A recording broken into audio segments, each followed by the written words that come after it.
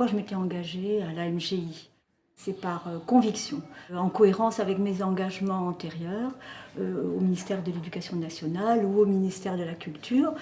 J'ai toujours été animée par mon désir, par l'idée suivante plus exactement, que le service public, qu'il soit de l'Éducation nationale ou de la culture, permet de lutter contre les inégalités. Notre société est de plus en plus structurée par les injustices sociales et je sais bien que le service public ne peut pas à lui seul changer le monde. La rencontre avec l'art, pour tous, me paraît un bon moyen de lutter contre ces inégalités. Il faut s'appuyer sur l'école, lieu où se retrouve, qui est un lieu de socialisation où se retrouvent les enfants de tous les milieux, pour permettre les rencontres avec l'art. C'est ce que nous appelons l'éducation artistique. J'ai trouvé un lieu, c'est la MGI, où depuis 30 ans on fait des expériences, des expérimentations, et où dans ce lieu-là, des démarches nouvelles et surtout, me semble-t-il, qui réussissent, se sont développées. Elles s'appuient sur deux choses, à mon sens, qui sont capitales. C'est en complémentarité avec l'éducation nationale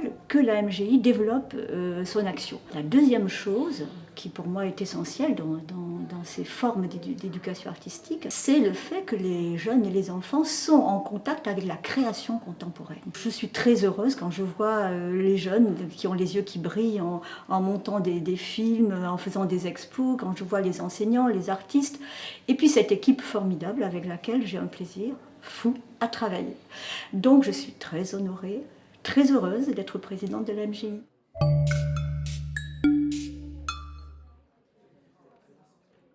Ça me paraît très intéressant dans le triptyque qui s'annonce, parce qu'il y aura un travail sur l'égalité et la fraternité.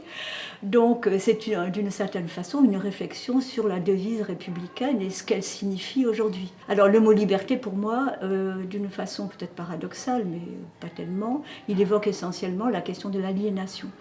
Et l'idée que chacun d'entre nous est extrêmement aliéné, emprisonné par des tas de contraintes qu'il ne saisit pas, mais qui sont souvent l'effet du système dans lequel il vit, système familial, système politique, système social, système scolaire. Et les enfants, avec les artistes, vont, j'en suis sûre, interroger du mieux possible ce type de concept. J'ai pensé à un tableau de Gérard Fromanger, dans une série qui s'appelle Rhizome, où il montre des racines qui emprisonnent des gens qui tentent de bouger, d'avancer.